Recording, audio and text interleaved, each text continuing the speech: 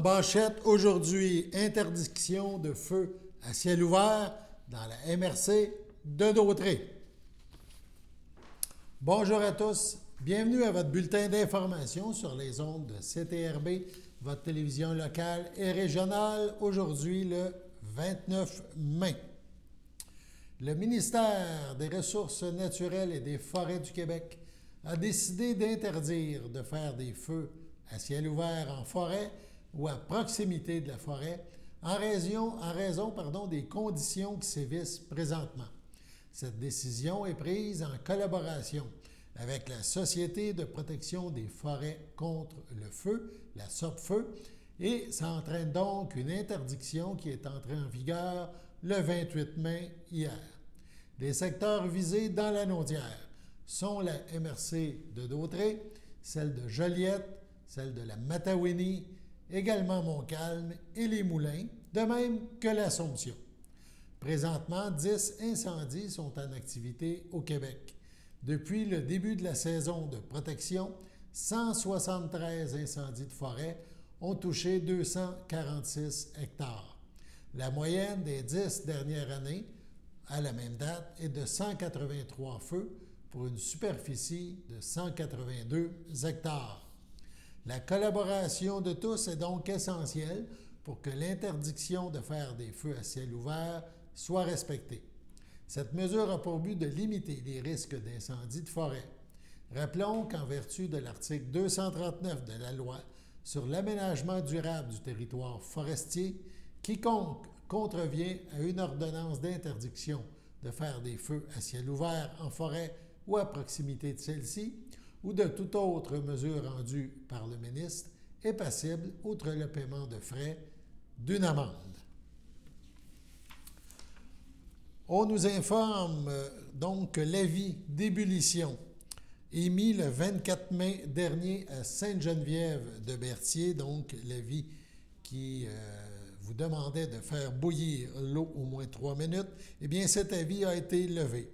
Il n'est plus nécessaire de faire bouillir l'eau dans les secteurs Grande-Côte entre les numéros civiques 930 et 1950, dans le rang Sainte-Philomène et dans le rang Petit-Bois.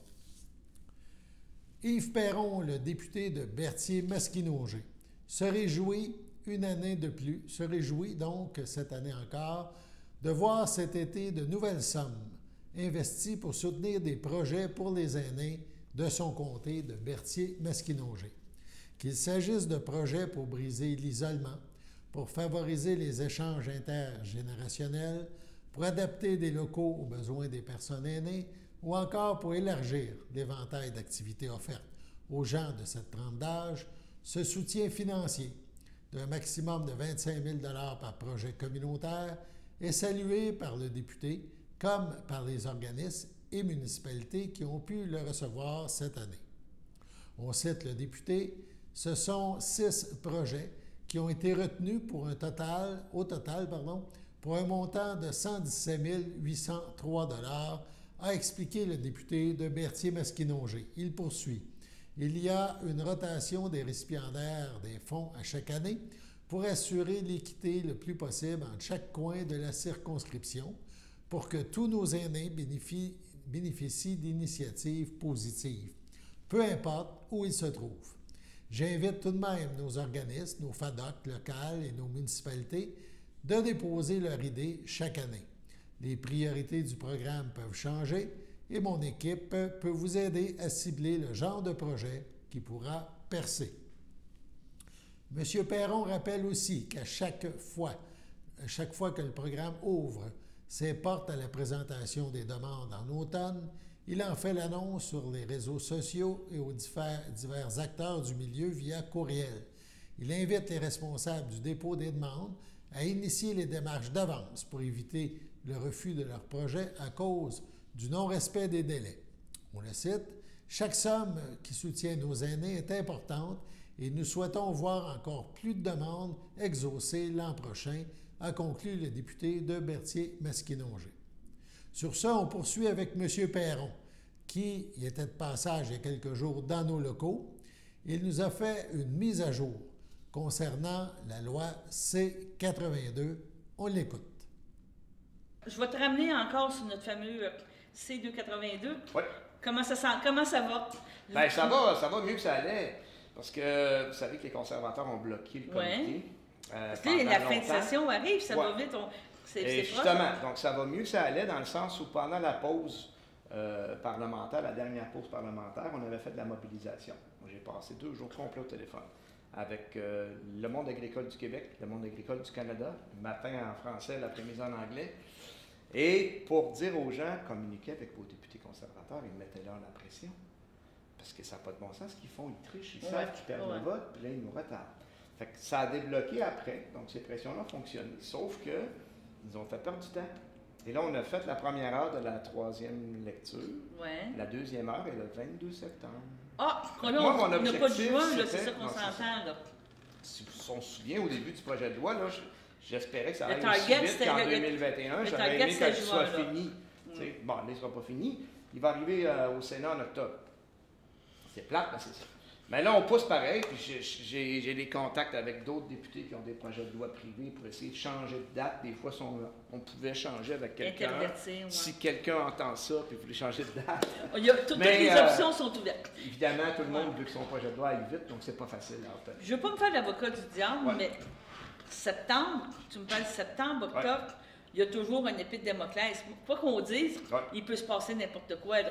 Non, c'est pas parce que je veux que ça recommence encore une 3e fois, mais non, tu veux pas, mais là, on s'entend qu'on est toujours un gouvernement minoritaire, il pourrait se passer quelque chose, il pourrait arriver n'importe quel événement, puis le NPD dit bye bye boss, puis on s'en va. On est toujours un gouvernement minoritaire, on peut avoir un déclenchement d'élection demain matin. Mais ça, il faut vivre avec ça. Puis en même temps, le fait d'avoir un gouvernement minoritaire nous permet de faire avancer un projet de loi. C'est-tu des bons challenges dans ce sens-là? Bien oui. Oui, puis c'est un rapport de force, hein? Fait que l'opposition est majoritaire. Là, dans ce cas-ci, on a l'appui du gouvernement, mais il y a d'autres projets de loi qu'on fait passer un peu contre la volonté du gouvernement. OK. La relève agricole, la dernière fois, c'est un bel exemple de ça. Le gouvernement ne voulait pas, puis on l'a voté, puis là, ça, c'est en application. Ça a pris plus de temps, parce que le gouvernement ne voulait pas, ils ont bloqué un peu, mais là, ça arrive. Mais c'est une façon de gouverner qui est différente, mais qui est peut-être plus profitable. Moi, je pense que je m'en allais dire qu'on a un gouvernement majoritaire qui fait ce qu'il veut, puis tu n'as pas d'opposition. C'est la meilleure. Pas parce que je veux entre les deux, mais tu sais, quelque chose d'équilibré, on s'entend que même... C'est le meilleur gouvernement. Puis dans le fond, c'est ça que le mandat, quand j'enseignais, j'expliquais ça à mes élèves. Le gouvernement minoritaire, ça devrait durer jusqu'à 4 ans. Ça ne dure jamais 4 ans. La moyenne, c'est 18 mois. Parce que les gens veulent le pouvoir, puis ils veulent être majoritaires. Puis tu sais, pas juste les autres gangs. Ma gang aussi, tout le monde a déjà fait ça, là. Hein? 2014, on s'en souvient. Donc, ce qu'ils devraient faire, c'est faire 4 ans en faisant des compromis avec l'opposition. Puis tu n'es pas obligé d'être toujours en train de faire un compromis avec le même parti. Là, que les libéraux, ils ont triché, là. Là, ils se sont achetés une majorité avec le NPD.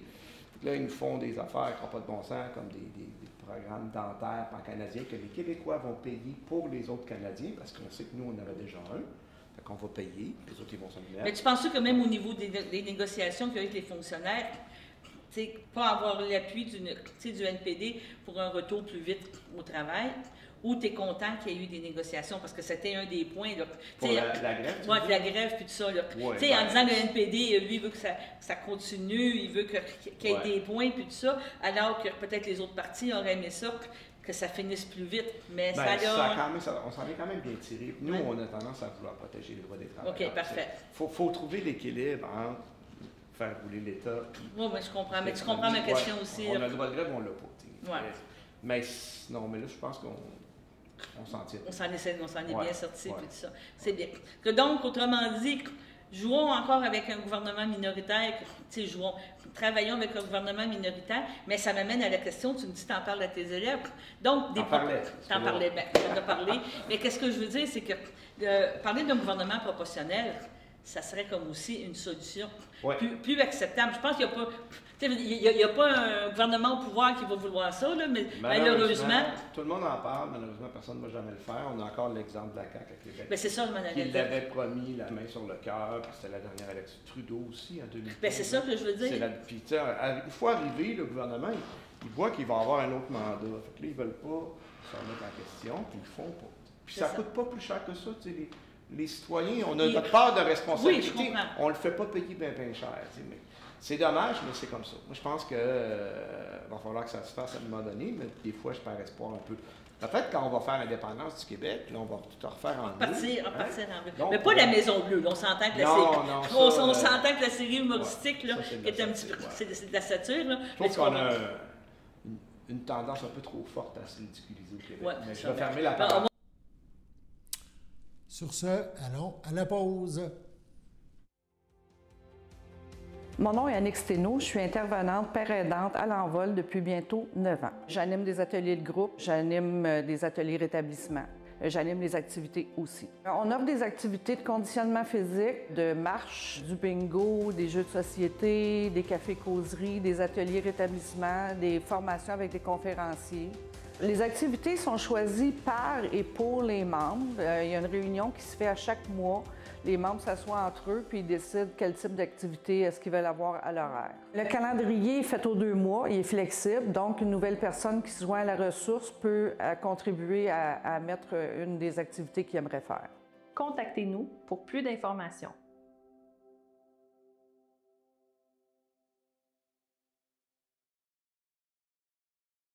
Chers téléspectateurs, vous êtes cordialement invités le samedi matin dès 9h30 à notre bingo télédiffusé de nos studios de Berthierville. Depuis plusieurs années, nos adeptes de la télévision régionale se sont divisés un montant de 600 $, disponible chaque semaine lors de notre joute de bingo à CTRP. Un amical animateur et ses joyeux compères, dont un technicien et 2 bénévoles, partagent tour à tour cette émission dans le but de vous agrémenter durant 60 minutes. Un moment de plaisir qui pourrait s'avérer payant pour vous.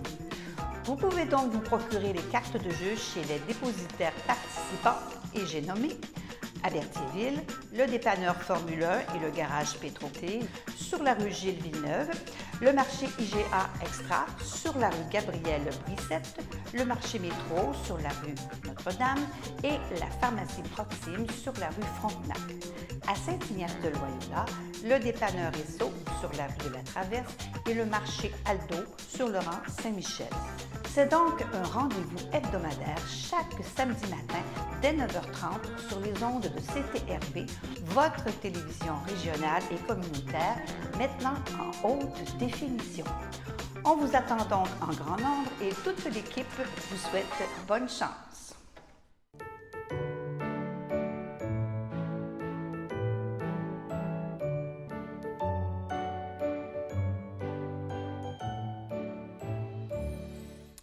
En ce 29 mai, voici donc les anniversaires à souligner. La FADOC de l'Île-du-Port désire souhaiter bonne fête à Lise Fafard et le Centre d'action bénévole d'Autrey, le CABA, souhaite un heureux anniversaire à Carole Pimparé. C'est votre anniversaire aujourd'hui, 29 mai, et bien toute l'équipe de CTRB vous souhaite bonne fête. On vous rappelle qu'il y a des travaux majeurs sur la route 158. Ils ont débuté aujourd'hui, en ce 29 mai. Ils s'échelonneront jusqu'à la fin du mois d'octobre.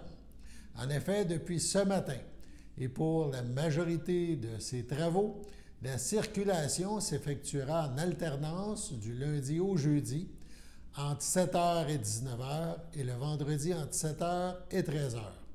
Une fermeture complète de nuit, entre 20h et 7h le matin, sera requise afin d'exécuter les travaux sur les 2 bretelles du carrefour giratoire, donc à Sainte-Geneviève-de-Berthier. Le ministère communiquera la date de cette fermeture au moment opportun. Les travaux sont effectués sur la route 158 et chemin sur la route menant vers Saint-Norbert. Une signalisation adéquate est déployée, nous dit le ministère, notamment par la mise en place de panneaux à messages variables, afin d'assurer la sécurité des travailleuses et des travailleurs. Le respect de la signalisation est essentiel. Il est à noter que les entraves peuvent être modifiées en raison de contraintes opérationnelles ou des conditions météorologiques. On passe maintenant aux petites vues. Bien oui, au CABA. Le Centre d'action bénévole d'Autrey vous invite à la prochaine Petite Vue. Donc, le prochain film, ça sera diffusé demain, mardi, le 30 mai, 30 mai, dès 13h30. Le film, c'est Le Fils, un drame avec Hugh Jackman. Nicolas a 17 ans et semble avoir du mal à vivre. Il n'est plus cet enfant lumineux qui souriait tout le temps. Que lui est-il arrivé? Et pourquoi ne va-t-il plus à ses cours? Dépassé par les événements, sa mère ne sait plus quoi faire et Nicolas demande à vivre chez son père. Ce dernier va tout faire pour tenter de le sauver et lui redonner le goût de vivre. Or, peut-on vraiment sauver quelqu'un d'autre que soi-même? Donc, ça débute à 13h30. Il faut réserver 450-836-7122. Le film présenté, Le Fils, c'est au Centre d'action bénévole d'Autrey.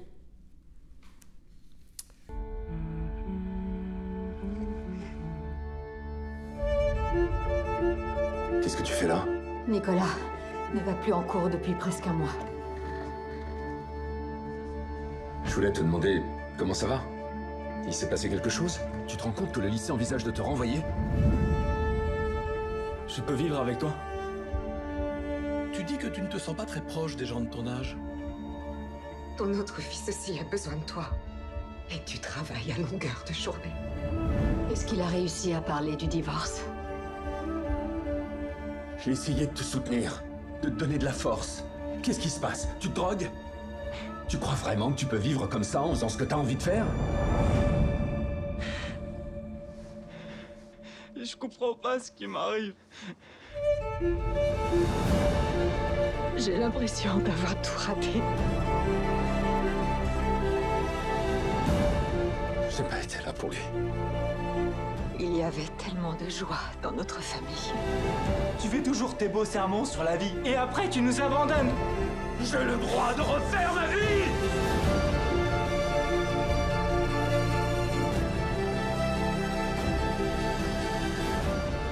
Ah, mon fils, tu es venu me dire que tu es un père modèle? Tu veux que je t'applaudisse? C'est mon petit garçon. Je peux pas le laisser tomber.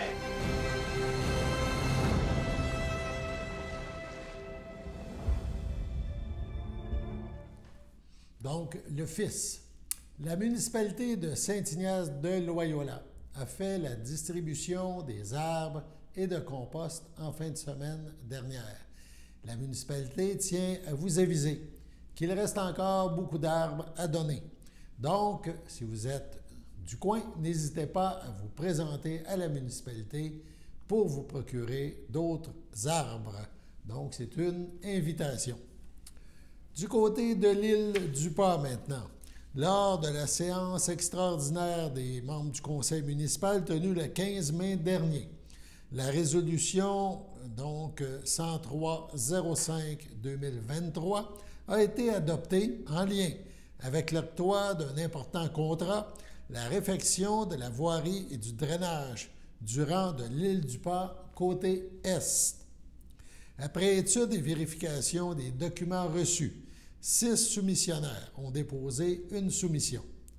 Pavage JD Incorporé, étant le plus bas soumissionnaire conforme au plan et au devis, avec un montant de 4 334 062 $, incluant les taxes applicables.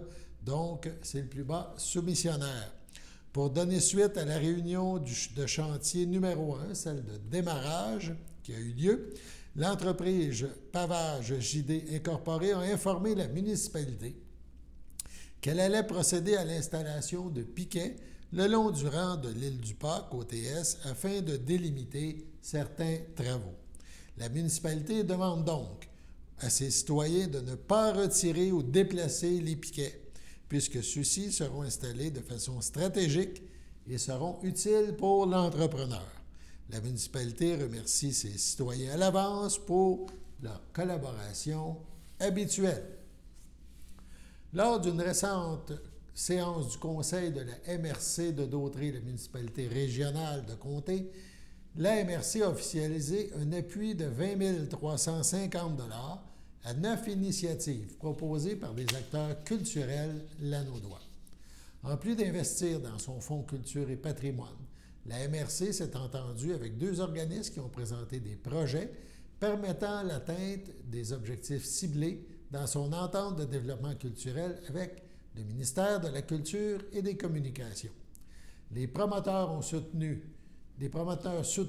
sont le Café culturel de la Chasse-Galerie, la Maison Rosalie Cadron à la ville de Lavaltrie, le Musée Gilles Villeneuve et la Corporation du patrimoine de Berthier à Berthierville, la Galerie YLS à Saint-Gabriel, ainsi que le café Coop Bal Masqué et Production Yari, tous à Ville-Saint-Gabriel, Laurence Saint-Martin à Saint-Ignace de Loyola et Sans Méandre, Art et Découverte, Joliette. La MRC s'assurera de faire connaître ces initiatives qui dynamisent l'offre culturelle à la portée de la population. Nous nous réjouissons de la qualité des dossiers reçus et nous en sommes extrêmement reconnaissants, a soulevé Sonia Desjardins, qui est présidente du comité culturel de la MRC et qui est mairesse de Saint-Norbert. Cette déclaration faite par voie de communiqué de presse. Sur ce, allons à la pause. Connaissez-vous notre frigo partage? C'est un frigo qui permet de lutter contre la faim et de contrer le gaspillage alimentaire. Les personnes peuvent se servir gratuitement selon leurs besoins. Nous avons besoin de vous pour le remplir. Nous acceptons les fruits, les légumes, les cannages, les produits céréaliers, les produits laitiers et les denrées non périssables. Nous n'acceptons pas les plats cuisinés à la maison, les produits déjà ouverts, les produits périmés, l'alcool, la viande et le poisson. Nous sommes ouverts du mardi au vendredi de 13h à 16h et les jeudis jusqu'à 18h30. Le frigo est situé à l'intérieur de notre comptoir meuble au 555 rue Montcalm en passant par le stationnement. Pour plus d'informations, contactez Stéphanie Ross, 450-836-6966 au poste 1. Suivez-nous sur Facebook.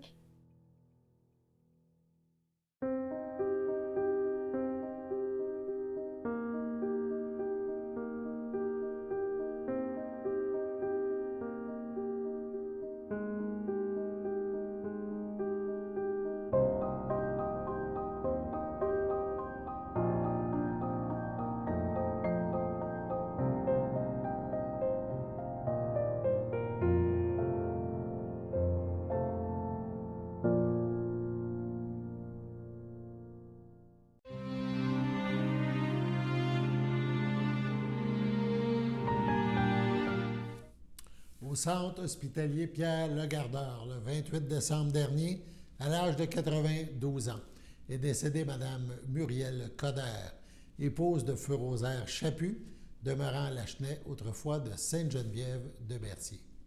Elle laisse dans le deuil ses enfants, Robert Chaput, Carole Lepage, Guylaine Chaput, Patrick Champagne, Sylviane Chaput, Régent Ruel, ses petits-enfants, Catherine Chaput, Laurence Champagne, Philippe Champagne, Valérie et Vincent Ruel, ses arrière-petits-enfants, Noémie et Charles-Olivier Lucier, son beau-frère et ses belles-sœurs, Claude Chaput, Céline Lambert, Claudette Chaput, feu Jacques Giguère, ainsi que plusieurs neveux, nièces, autres parents et amis.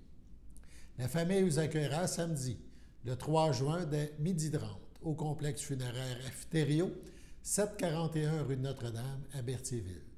Suivra une liturgie à la chapelle du complexe en ce même jour à 15h30. Madame Coder Chaput sera inhumée au cimetière de Berthierville. Le 22 mai, à l'âge de 97 ans, est décédée Madame Thérèse Manègre, épouse de feu Jean Champagne. Elle était la sœur de Mirador, Miradora, Magella et Héliodore, Jacques, Léo et Marcel, tous décédés avant elle. Elle laisse dans le deuil ses enfants, Suzy, André Lavigne, Jean-Pierre, Colette, Roger Benoît, Céline, Pierre Sainte-Marie, Martin, Linda Larouche, ses petits-enfants, Frédéric, Marie-Ève, Isabelle, Geneviève, Maxime, Sébastien, Jonathan, Antoine, et ses 10 arrière-petits-enfants, ainsi que plusieurs neveux, nièces, autres parents et amis. La famille vous accueillera au complexe funéraire Thériault, rue Notre-Dame à Berthierville, vendredi le 2 juin de 19 à 22 h et samedi le 3 juin dès 11 h. Les funérailles seront célébrées à l'église Sainte-Geneviève de Berthier le même jour à 14 h. Suivra l'inhumation au cimetière de Berthierville. Au CHDL par filia Ferland, le 26 avril, à 78 ans, est décédée Mme Muriel Asselin-Gendron, épouse de feu Benoît Gendron, native de Berthierville. Elle laisse dans le deuil ses enfants, Isabelle Gendron, Martin-Philippe Racine, Yann Gendron, Marie-André Mondard. Ses petits-enfants, Thomas, Rosalie Poulain, Catherine, Francis Pilon, Laurie, David Blouin. Sa sœur, son frère, ses beaux-frères et belles-sœurs, Claire Asselin, Léon Beauchemin Junior, René Asselin, Francine Grégoire, Colette Laporte, feu Réal Asselin, Raymond Brissette, feu Carmen Asselin, Lise Gendron, Bernard Lapointe, Pierre Gendron, Gisèle Brissette, Madeleine Gendron, Pierre Lafrenière, ainsi que plusieurs neveux, nièces, autres parents et amis. Pour compenser l'envoi de fleurs, des dons pour la fondation de l'Institut de cardiologie pourront être faits directement à leur site fondationicm.org. La famille vous accueillera directement au cimetière de Berthierville samedi le 10 juin, dès 10 h, où un hommage sera rendu à 11 h. Sur ce, passons à la météo.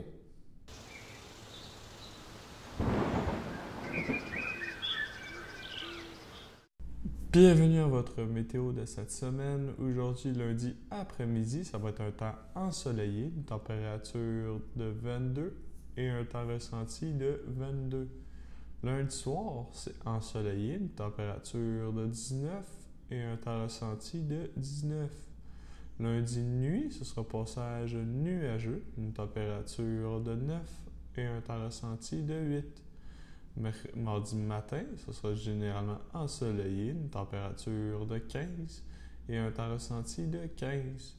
Mardi après-midi, ce sera ensoleillé, une température de 27 et un temps ressenti de 30. Mardi soir, c'est ensoleillé, une température de 24 et un temps ressenti de 27. Et voilà, c'était tout pour votre météo.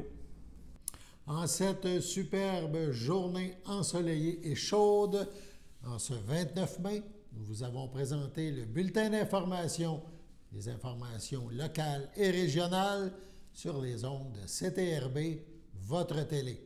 Alain Bellemare aux pépites qui vous invite à être des nôtres pour toute la semaine, pour recevoir, pour apprendre, voilà, d'autres nouvelles sur votre milieu. C'est un au revoir, on se revoit demain.